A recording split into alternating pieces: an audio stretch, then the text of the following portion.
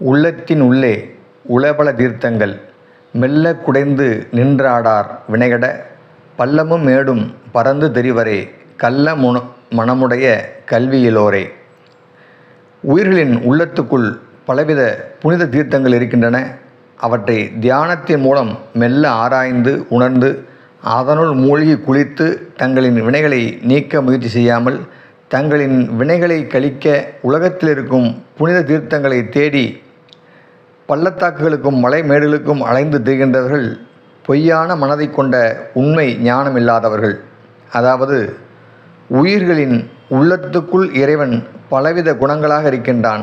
இவற்றை ஆராய்ந்து நல்ல குணங்களை வளர்த்து கொண்டு தீய குணங்களை நீக்கி கொண்டால் வினைகள் நீங்கிவிடும். இதை அறியாமல் உலகத்தில் இருக்கும் நதிகளிலும் குளங்களிலும் குளித்துவிட்டால் எல்லா பாவங்களும் போய்விடும் என்று தம்மைத்தாமே பொய்யாக ஏமாற்றிக் கொள்பவர்